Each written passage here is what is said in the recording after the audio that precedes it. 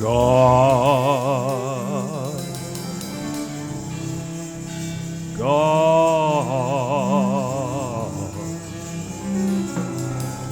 God suffices all things above all things. And nothing in the heavens and the earth but God suffices.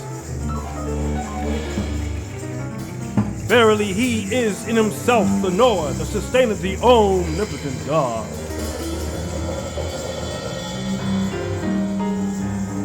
God suffices all things above all things. Nothing in the heavens, in the earth, but God suffices. Verily, he is in himself the knower, the sustainer, the omnipotent God. Suffices all things. God suffices all things above all things. And nothing in the heavens, in the earth, but God suffices.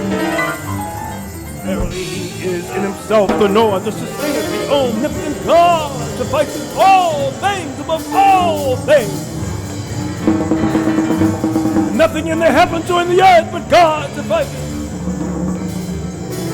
Verily, he is in himself the knower, the sustainer, the omnipotent God. Suffices all things.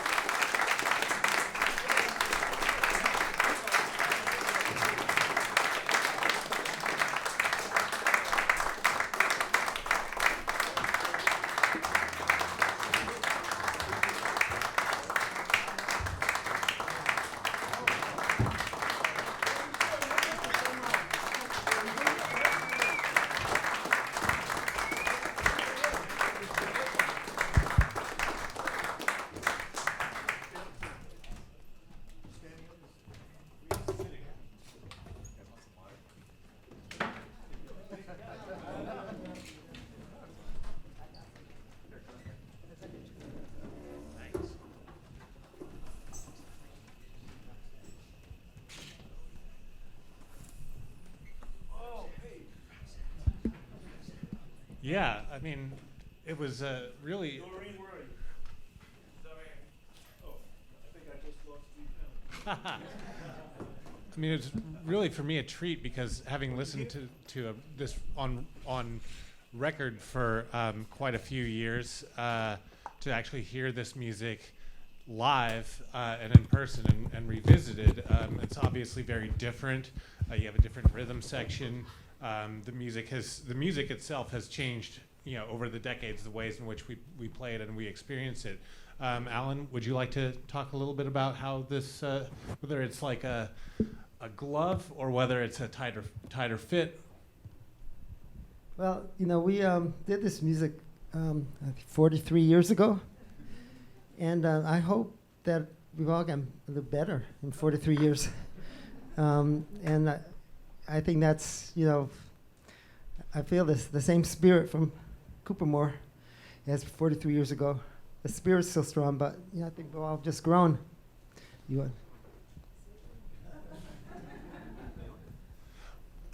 Well, I'd like to, I think a lot of people certainly know Cooper Moore, but not everybody, and certainly your story is probably new to a lot of people. Would you care to sort of talk about how you two met? We were all in Boston, early 70s, probably around 1970, earlier 69. And I actually just came to a club that somebody told me Cooper Moore was playing, and David Ware was playing that night, or just Mark Gould. Anyway, I can't remember. It's a long time ago. But I sat in, and then Cooper Moore invited me over to his house. He's living way out in Dorchester. Mattapan, okay. See, he's got... And we just had a bunch of sessions at his house, and we kind of connected. And a few years later, Cooper Moore found 501 Canal Street. We're all thinking of moving down here. Yeah, a friend called me who lived down on Washington Street, and he says I was living in Boston. He was living on Washington Street down right off the canal, and he said there was a building opened up on Canal Street. You should get down here because we were looking for a building. And we got down there, went to the manager, and he wanted $550 for 5 floors.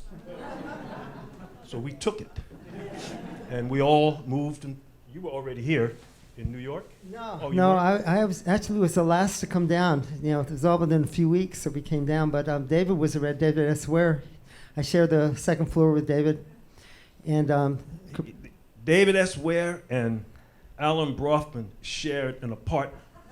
And so David had the front room, and he would be practicing tenor, and Alan had the back room, and he would be practicing on alto. And they both had this huge sound, and I was above them. And they practiced in the morning because you would have to go out and work? Well, David had this job on Wall Street area. I don't think anybody knew this information. Yeah, this is not widely known. But anyway, David had this job delivering lunches to Wall Street, businesses from this little deli. And he worked from 11:30 to 2, and he got me on the job. So we made like about $20 a day, and that was enough to live on over there to pay the rent. What did y'all eat? David. Yeah, so we ate we'd make a big pot of brown rice last like the week. And every day we have a lot of variety because we change the vegetables that we mix it with. And that's what we ate. We had like a little hot plate with 2 burners was enough. And I was just telling. So all the power there was electricity, and when the building opened, it had no meters, no power meters. So we were able to jump the meters and get free electricity for how many years? About 7 years.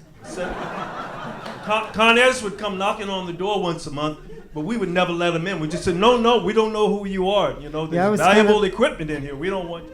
So 7 years of not paying for it. I was the closest to the ground, being the second floor. So I was kind of like the lookout for Con Edison. And once in a while, I hear a knock on the door and look out the window and say, well, I'm not going to answer this one. But the thing is, it had no central heating either. So in the New York winters, I think that one of the evidences of climate change is that the winters were a lot colder in New York then, even though they're still cold. We'd have you'd have like 3 weeks or go by and the high would be 7 degrees, And we had space heaters, electric heaters to heat the place, and we have free electricity, but it was kind of a fire hazard to keep them on at night. So night you turn them off and get under 17 blankets. And literally, I'm not joking here, if you had like a bottle of water overnight and you didn't want it to freeze, you could keep it from freezing by putting it in the refrigerator. That was the warmest place in the house. And so, it's great, while we were young. So, Alan, why did you want to live like that? I didn't want to live like that, but that was it. So You wanted to play the music. that's what I wanted to do. You wanted to play the music. Yeah, and we always have the storefront on the ground floor, and we used to give the concerts there like every weekend.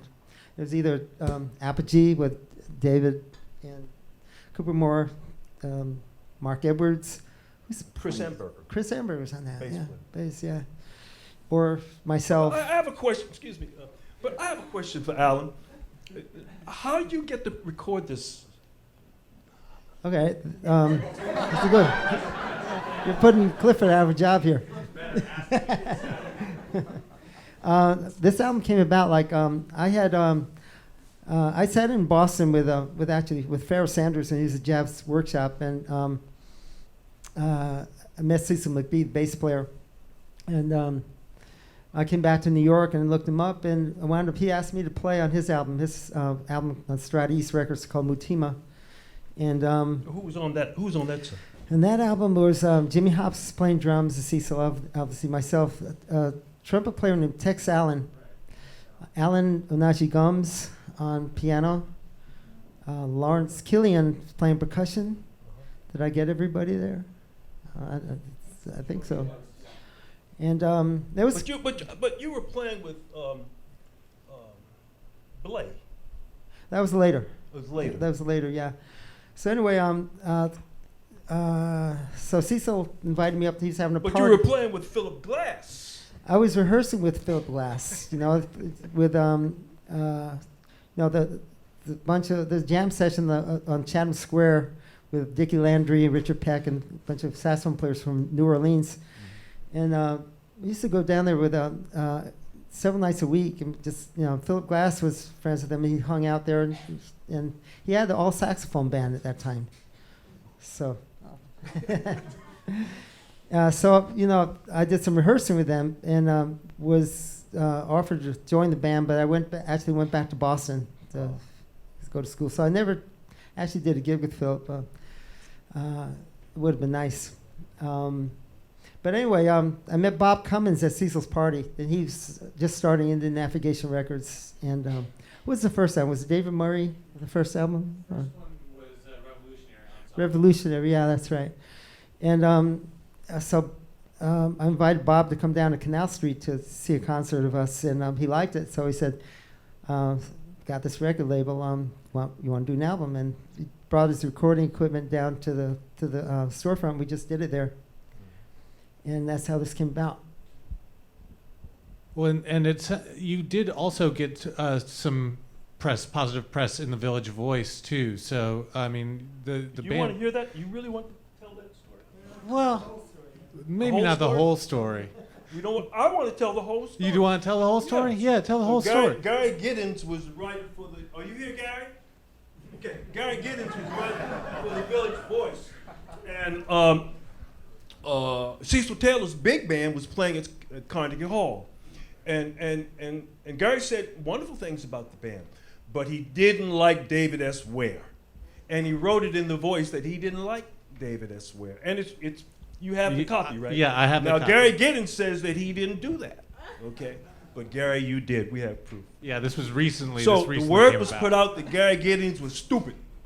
That if he didn't like David S. Ware, he didn't have ears. Okay? The week later, Gary Giddens came to 501 Canal because he wanted to redeem himself, and that's when he reviewed the band with Alan at the quartet. Yeah, and he said some very positive things about the scene at 501 Canal. I don't know the degree to which it, further activities were helped by Giddens Press, but it must have helped somewhat. No. It was an interesting day that day because I didn't know Gary Giddens was coming down to hear us, but that was the day we recorded Cecil McBee's album. So I rushed back from recording the album to do the concert at Canal Street, and Gary Giddens was there, so it was kind of an eventful day. Now, one thing I do also want to ask is, and I know not everybody here might be aware of the loft scene that was developing at the time in New York, and a lot of other musicians were also occupying loft spaces similar to yours and also different from yours. And I was curious, especially in this part of the city, we were talking the other day about Michael Cosmic and Hussein Ertunç from Boston and from Turkey living in a space down here. But do you remember anybody else in this sort of nexus that you were encountering?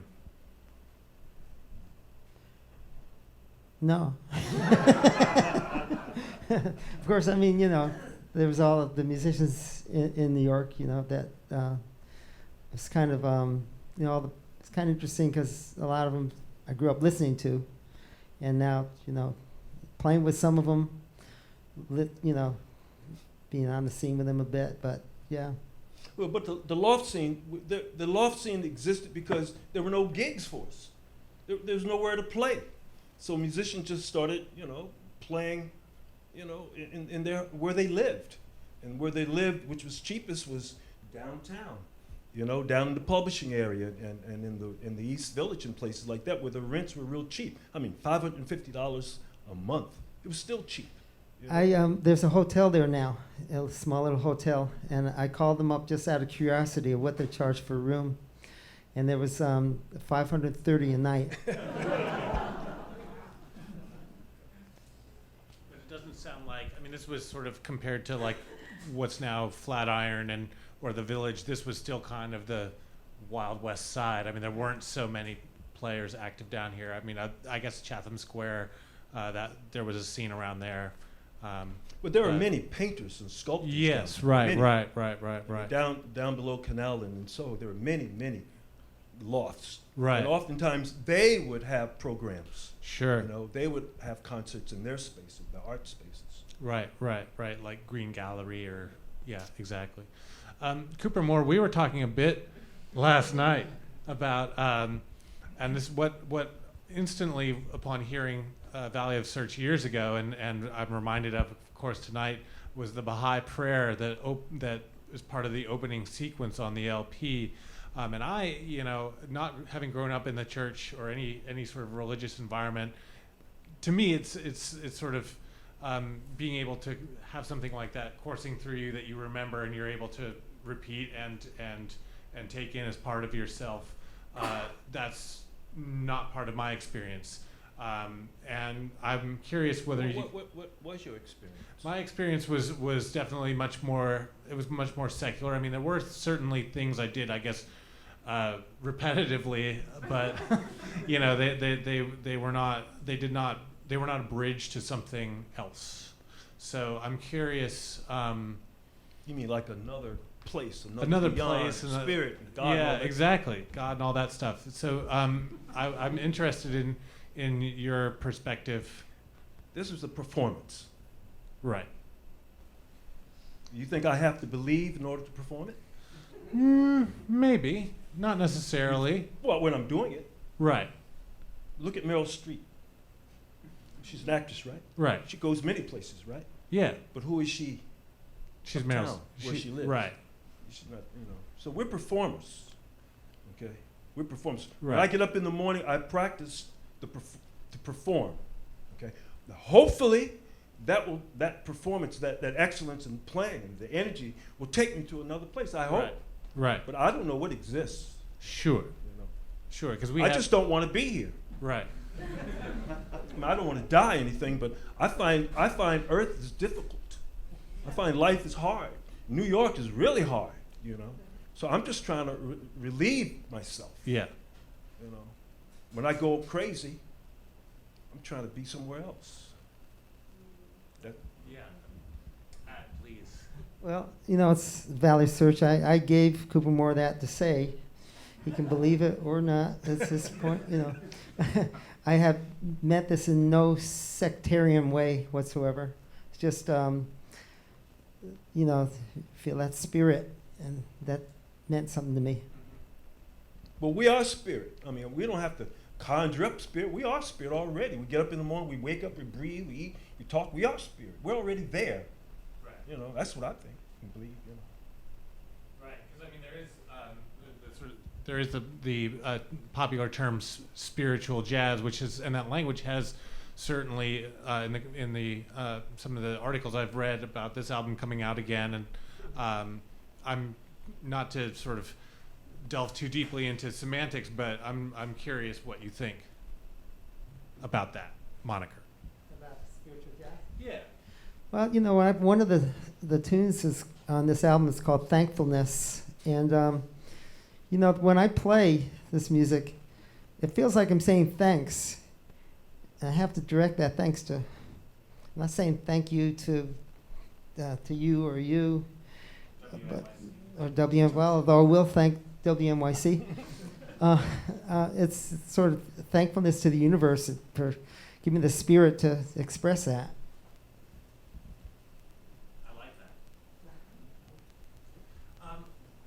Now, Nabil, maybe I'm interested in a little bit of. Nabil's my godson. Now, I'm interested in a little bit of your perspective on this record, and I know you grew up around this music, but maybe you could talk a little bit about your introduction to it and why you want to reissue it, why you want to do it now.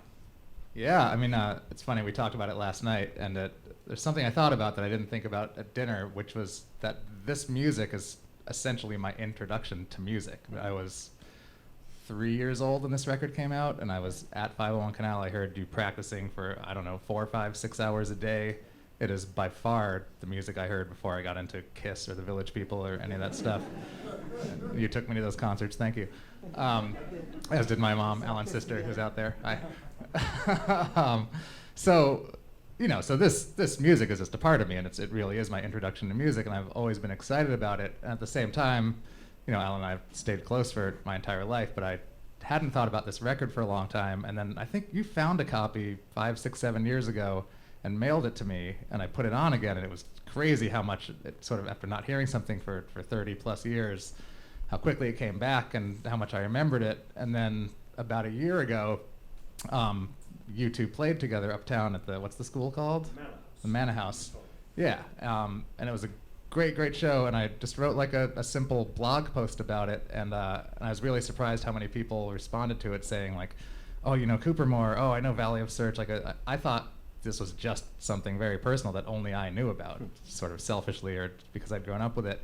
But it turns out people older than me, people younger than me, knew about this record, knew about you guys, and so that kind of got me looking, and I noticed that there's a really bad quality copy of the album on YouTube, which sort of just, Alan and I started talking about reissuing the record, which once we started was really not that difficult. We mastered it and redid the art, and it's been really fun, but it really just came from realizing that people know about it and want to listen to it, and that there wasn't a good way to do so, and we were empowered to do it.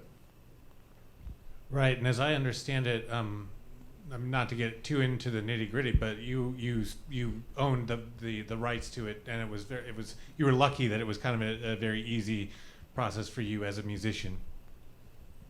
Well, yeah, Bob Cummins unfortunately died fairly young, the Indian Navigation Company owner, and so there's talk. I just follow stuff on the internet a little bit. There was talk that maybe they were going to.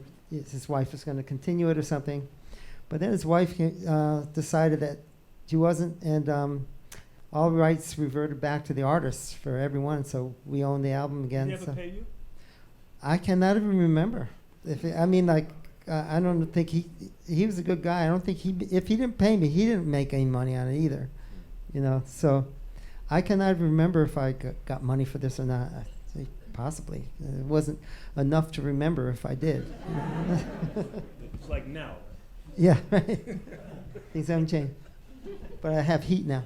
That's progress. Do you want to talk a little bit about? I mean, there has been life after Valley of Search, Part 1. I mean, you were on a number of other recordings. I don't know how much time we have. We have a little time, but you know, some of you were in Carla Bley's band, and you worked with William Hooker and a few other people. Yeah, I toured with Carla Bley, composer, pianist, on like around 3 years. Thank you. It's a habit. And that was a blast. I worked with some amazing musicians. I have Roswell Rudd on trombone and Andrew Surreal on, people who were heroes to me when I was listening. Andrew Surreal on drums and Mike Mantler on trumpet. And we did a thing, Bob Stewart on tuba, John Clark on French horn, Gary Window on tenor from England. And that was fun. Recorded on our album, Musique Mécanique. And Gary Window, later on, a few years after that, he calls me up one night. He's in New York, and he calls me up. I'm still living at Canal Street, and he calls me up and says, "Hey, Alan," it's like 1982. "Alan, do you want to go a little short tour with the Psychedelic Furs?" And I said, "Who are they?" Because it was their first tour over here. That they were. Where are they from? They're from England. Okay. One of the first, synth bands. I like their music, but I had never heard of them. So I said, "Well, I don't. Sounds okay to me. When is it?" He said, "Well, they'll pick you up tonight at 8." And I said, "Okay, I'll go."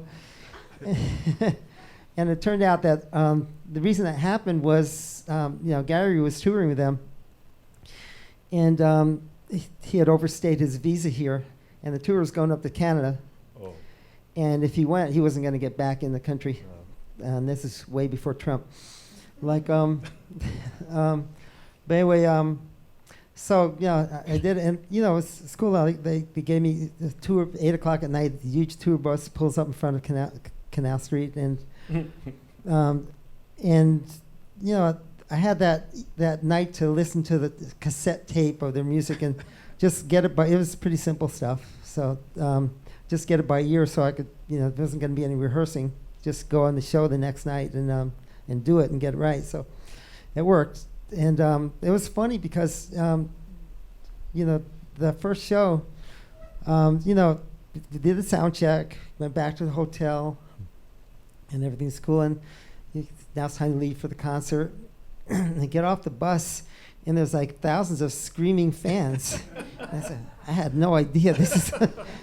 And they're like looking at me like I'm one part of the band. I've never played with these guys before. This is my first night. But it was a blast. It was fun. And I actually, on a future album I did, I recorded one of their tunes I really like called Sister Europe, and did it as an instrumental. It was cool. And you also recorded under your first and middle names for some time. Did you want to talk about that? So I guess at that time in the mid-'80s, I recorded an album that eventually was released called Lost in Asia. And I did it myself, paid for it myself and everything, just sent it around to record companies. And invariably what would happen is I would send it out and call up, get the receptionist, and say, "Hey, this is Alan Braufman." And before I get to the next word, Alan who? Alan Braufman. Alan Braufman? No, A-U-F. Then it would be 5 minutes before they got my name. So I said, I'm tired of that. The next one I send out, I'm just getting rid of the Braufman. My middle name's Michael. I'll just go with Alan Michael. So I did that, and that company signed me. So I became Alan Michael, and that's, and so now to reissue this, This feels like my Alan Braufman or Alan Michael. I don't know, but You keep saying you're so happy for him with all the good I'm things. happy for Alan Braufman. Yeah. Right. Well, and Cooper Moore, you left 501 Canal at one point. Because you know, we had all electricity, so we had these heaters. And one of the heaters, I was building a musical instrument, because I build instruments. I was building an instrument for a friend, and I left it next to the heater on the top floor and went downstairs to go to the bathroom. And before I got off the toilet, I heard breaking glass, and it was the fireman coming up the steps. And I said, "What's going on?" The fireman said, "You know what's going on." And I said, "Oh," I ran upstairs, and the whole top floor is on fire. So But the building remained intact, right? I left. Yeah, you left. I left 2 days later. Yeah. I said I was irresponsible. And if I was that irresponsible, I was putting, all my friends in danger, and I had to go get myself together, Like New York is not a good place to be if you don't have your priorities right and you know why you're here, and I did not have mine together then. Ashley, what are you saying to your mother? It's my son speaking to my wife. So I left and went back to Virginia, to my home, and I worked for Head Start, and I did, elementary school assemblies, and I played in the local bar, country western, and I played country western, and 50s rock and roll. And I made a living that way. But what's clear to me is that, and I know this like with my closest friend, we can pick up conversations that we have had, almost 40 years ago. And it's different, but it's also the same. And I see that when you and Alan look at each other too on Nothing's stage. changed. Yeah, Nothing's yeah. changed. More love. I can go years. I don't go years without talking to Cooper Moore, but at one point we did go a few years. But we could not see each other for 10 years, and the next day we see each other be the same. So Right, that happens musically as well. I have an ongoing discussion with my wife about that, because she said she has to call her friends every night, and whether if they live in town or elsewhere, and talk to them. I said, I don't ever have to talk to them. When I see them, it'll be fine. Alan, it's good. It's good. It's good. Which is good. Shannon talking to her. Oh, I don't have no objection to doing that, but but I don't call you every night. No, I don't want you to call me. Yeah, and Alan also lives in Utah now, where he's been a long distance trail runner for some time. Yeah, yeah. There's nothing else to do there. And well, probably you've been keeping up your yeah, exactly. Do we have time to open it up, or do we want to do that? 5 or 10 minutes? Yeah, let's do it. Anybody? That hot seat's just getting hotter. Mark Edwards, do you have a question?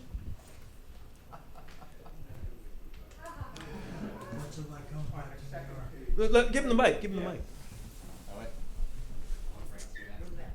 Mark Edwards, drummer. You should all clap for Mark Edwards. Thank you. On the second piece, can you tell the audience what meter you guys were using? The time meter you were The using? 5/4? Yeah. The meter. Bo he do baby, answered it. boop and bop. 5/4. Okay. That's it. Wait a minute. You didn't get it?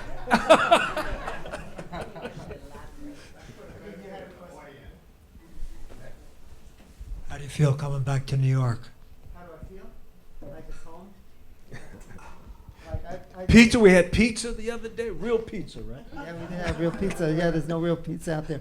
It's Up like at being- Patsy's. I would say, I say like as far as food goes, I feel like in Utah I'm in the witness protection program or something. But yeah, it feels great coming to New York every time. I never feel like, I live in Utah, but I never feel like it's home. I don't think I ever will feel like it's home. This is it, but that's the way it is. Any other questions? Mark, no. What about Studio Rivby? You just want to talk about it, or? I couldn't hear it. What about Studio Ribby? Oh, my impressions of Ribby. It was. I didn't go there that much, but yeah, I liked it when I went. I love Sam Rivers. Nothing bad to say there. Well, Studio Ribby was a basement performance space. It was almost not quite a cellar, a basement, and it would go all day, all night. Musicians would come, and they would play until 5, 6, 7 in the morning, and then go somewhere else and play. Some of them wouldn't leave; they would just sleep there. And Sam Rivers ran it. And what's his wife's name? Beatrice, yeah. B really ran it. Yeah. Because she was his manager. And it was a great place to learn. And Sam was a great mentor.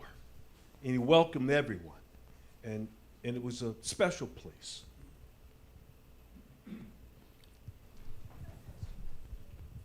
What are you listening to now? Who's new? What should we be looking for? Well, there's so many good musicians out there now. Who do I like? Well, James Brandon Lewis is playing with us on Friday. We'll have a quintet on Friday. He's great. And, I like a lot of the rap that's out there. Standing on the Corner, who are also playing on. Stand on the Corner on Friday will be opening for us, and it's pretty cool. I mean, like,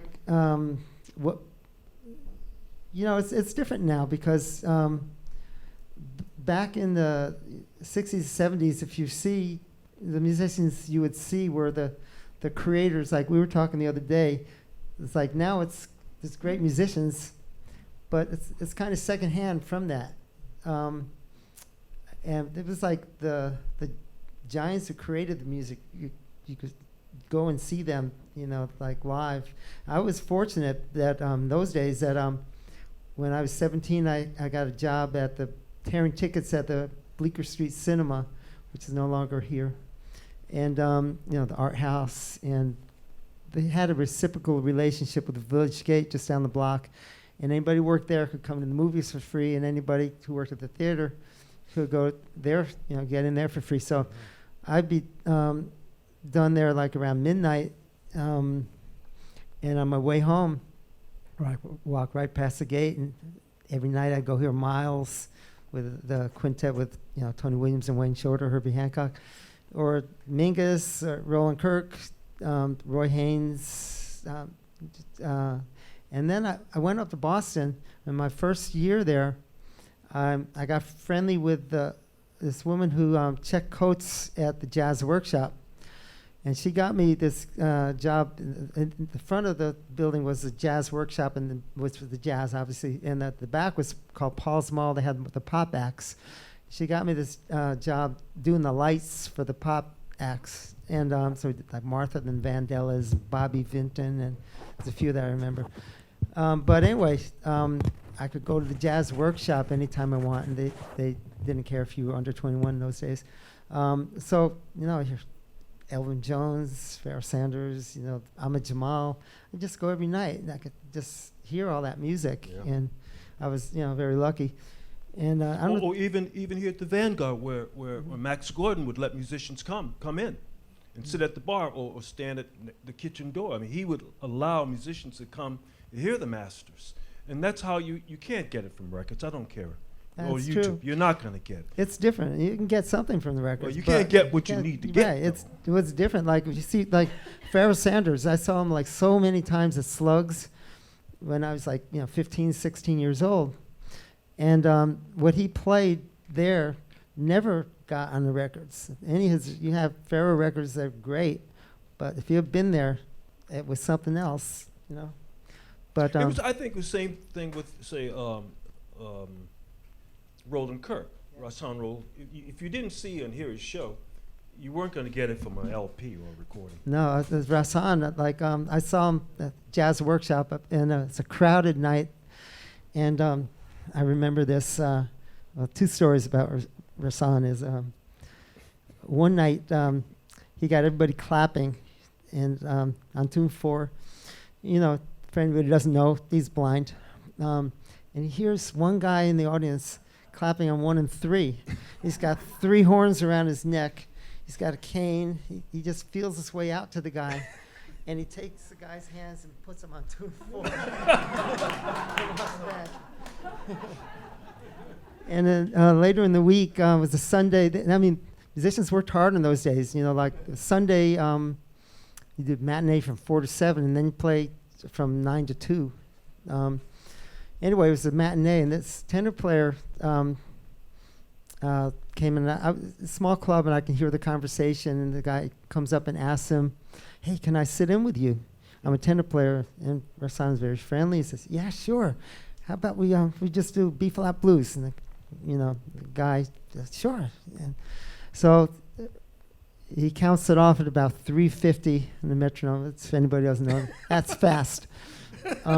And the head to the blues at 3:50 takes about 3 seconds. 3 seconds goes by, and he points to the guy, "Your solo." And he's like floundering, and he's getting a little behind. Every chorus is a little worse, and finally he just gives up and stops. And Rahsaan stops the band, and a cappella, just himself, plays about 5 minutes. Doesn't miss a beat, keeps that tempo exactly where it is, and it's no breath. He's doing circular breathing, so it's just constant barrage of beautiful, and that was it. But he was old school, and when it was over, the guy's still on stage, and he says to the audience, he says, "It's so disrespectful when somebody comes and asks me to sit in and they can't play." It was uncomfortable, but the moral of the story, you got to make sure you play before you do that. But you asked the question, go hear live music, and there are publications that'll tell you what's going on in the city, and Clifford knows, he writes for them, and he can tell you what's happening. And then there are ongoing series. By the way, go hear on. Cooper Moore. Go hear There's- Cooper Moore. If you go online, there's the Bushwick series every Monday night, if you want to travel to Bushwick, run by Stephen Gauchi. Then Stephen runs another program that I'm a part of, because I'm playing piano 2 nights a week at the Happy Lucky One Gallery in Nostrand. But just go to hear some live music and talk to some people there. You have people here who go to all the concerts, or a lot of the concerts, and you'll see them and you'll find out what's happening from them. Yeah, there's a free paper called the New York City Jazz Record that's out there. That's a pretty good resource. Social media, for all of its faults, does provide links to and access to performances. So yeah. Soup and Sound. Cooper played Soup and Oh yeah, Soup and Sound are hosted by Andrew Drury, the drummer, tonight. Yeah, I think I don't have anything more, but other than just a huge thanks. Well, thank you all for coming.